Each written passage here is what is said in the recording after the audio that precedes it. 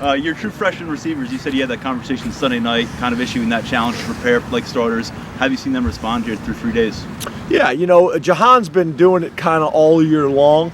Shorter's, I think, really starting to come on now again after having an injury, earlier in the year. And Daniel's really done some good things. He's done some good things really since he's arrived. So I think those guys are still have an opportunity to factor in, but it's too early for us to make any decisions at this point. James, how do you? It's also good to see those guys. Last week that we weren't sure, didn't play the second half, that they practiced, really well. I don't obviously get into injuries a whole lot, but those guys have practiced Sunday, Tuesday, and Wednesday now, so that's promising. How do you think John Raines has held up over the last few weeks after kind of a shaky start this season? Good. Yeah, I guess I wouldn't necessarily view it like that. Playing corner is a position where you got to have a short memory, and you're out there, covering some of the best athletes in the country on an island a lot of times. So I've been very pleased with John, and I think we all know too. He had a year off in some ways. So I'm very pleased with John, and I think he's going to continue to trend in the right direction. To that point, how hard is it to evaluate a cornerback, maybe from our position, because Amani was on a bunch of mid-season all-conference teams and stuff like that, gave up 4 touchdowns in 4 games, but he's clearly one of your best corners. How do you evaluate that position with as hard as it is to play? Yeah, I think you have to look at all those things. You have to look at how many plays are they making, how many plays are being made against them, who's making the plays. And also, how many times are those guys in a challenging position? So you look at the best corners in the NFL, you look at the best corners in college football, that's going to happen. But he's made a bunch of plays as well, and I think that's kind of how it's got to be. You got to learn from it, you got to move on, and I think Amani's done that as well as anybody.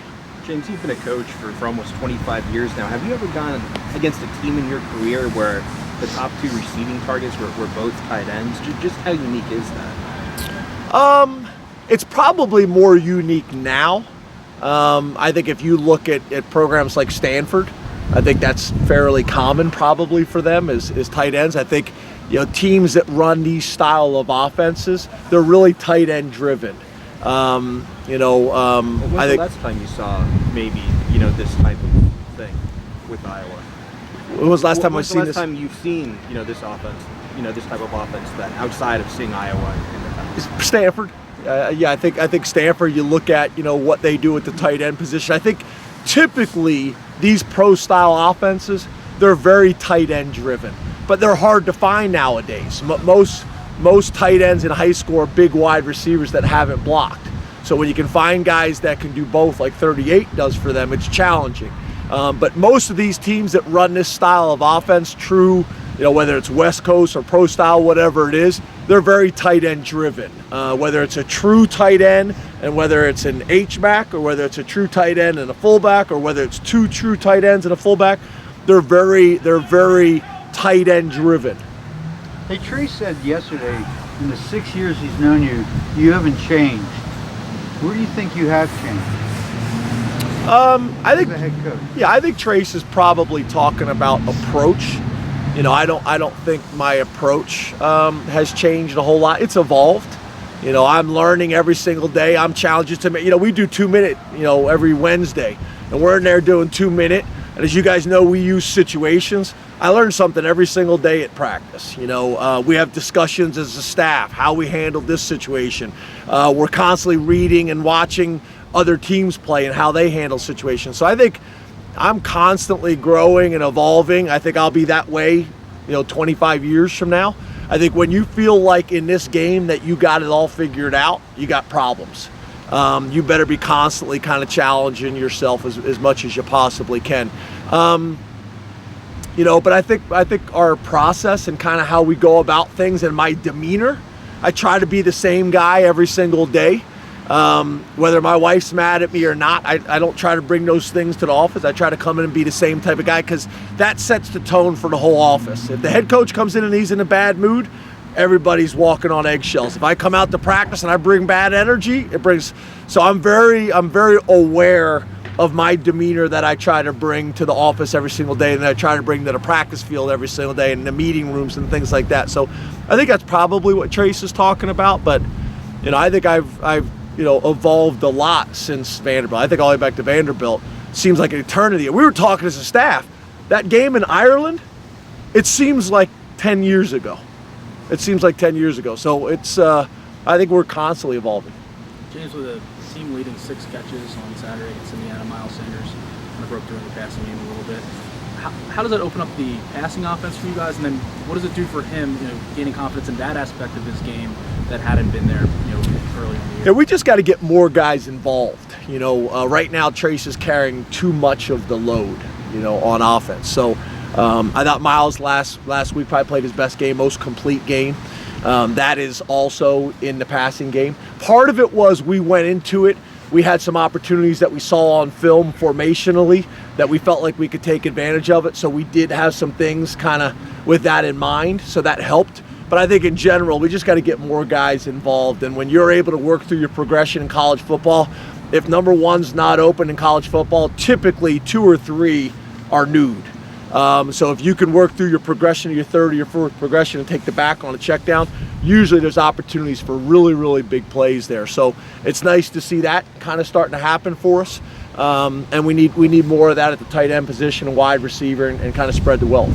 You've been a head coach longer than some of your assistants have been assistants.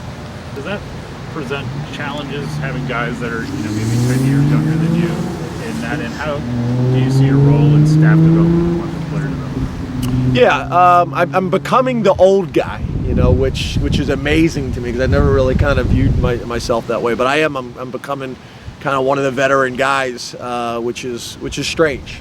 But yeah, I think there's constant There's constant discussions in our staff meeting. That you guys see, during practice. You guys probably see me when you guys come out here. I'm constantly writing notes down in the back of my practice shell. I'm not a guy that's gonna coach the coaches during practice. Some head coaches are scream at the coaches during practice or those types of things. I write notes down. Sean Spencer always says he hates to see the red pen come out. I'm writing notes down. I'm writing notes that I see at practice. I'm writing notes that I see with the players. I'm writing notes that I see with the coaches. And then that's what we talk about when we go in and watch film, and that's what we talk about in the staff meeting tomorrow morning at 7 a.m. We kind of go through those things. So that is based on places I've been, experiences that I've had, things that I've coached. And a lot of times it's perspective. A lot of times I'm asking questions. So I think all those things are important. We spend a lot of time talking about that even as coaches, offense to defense. Our defensive coaches have a responsibility to challenge our offensive coaches, and we've kind of created a culture for that. It's funny because I had another college coach that I talked to this week, and it's a coach that Sean Spencer worked for before, and he was talking about kind of the differences. And some head coaches, you kind of never know where you stand with them, and that's kind of Sean's thing. He's like, with you, we always know specifically where you stand because of how we kind of go about our business. So we've created an environment where guys will come in and talk to me. I try to do that with them as well, and I think it created a really good environment over the last 8 years. It's evolved and it's grown. It helps that most of us have pre-existing relationships, and there's trust there, so you can have hard conversations with people, and they know it's coming from the right place. James, you mentioned after the game the other day that there are some real positives on special teams, but also some areas that you have to kind of tighten up. How do you go about addressing that in the course of a season? Because I'm sure you're very limited in the amount of time you can devote to that in practice. Or are you? Yeah, for us, I think, we probably devote as much time as any place I've been, and we've done that all my years as the head coach. That's meeting time as well as practice time. But it's a challenge. But I think what we try to do is you look at the percentage of plays in a game, and that percentage should be equal to the amount of time that you spend, whether it's in meetings and whether it's in practice and camp and things like that. So we try to kind of balance it. It's too important. You look at this year, all the big plays that we've had, both for us and against us. You better get it covered. And some weeks are more challenging than others. So we spend a lot of time on it. Phil does a real good job. We have also other guys like Sam Williams and Larry Lewis who are very involved as well, and it's something we really believe in. That's a big part of what we do Monday night after we have our family dinners. We come back and we have a staff 7 o'clock staff meeting when it comes to special teams. So we invest a lot of time. James, there's obviously been some fan frustration over the 21 drops so far this season. So, I mean, how do you evaluate someone like David Corley, kind of as a result of that? Yeah, I think obviously we look at all the coaches and how productive we're being. We also look at the players and how productive they're being, and we all own some responsibility in it. There's some balls that we could make better throws. There's some catches we can make more consistent catches. There's no doubt about it. There's some coaching and fundamentals and development that we can be better. It's all of it. It is all of it. I do see some receivers that I think have gotten better. So we evaluate everything, and I get the frustration. I will tell you this. I remember a guy by the name of Mike Gesicki that people were frustrated, with. And we kept believing in Mike Gesicki and kept trusting him, and partly because of the investment that you guys don't see. When these guys aren't in class and I walk down to get a Gatorade and Mike Gesicki's on the jugs machine. And I don't want to get into specific names, but I see that with our guys now. And I just believe in our guys and how much they invest, and we're just going to keep loving them and keep coaching them up, and it's going to turn for them because I know how much they invest. And I saw it with Mike Gesicki, and I believe in our guys as well, and I know they're going to make plays for us on Saturday.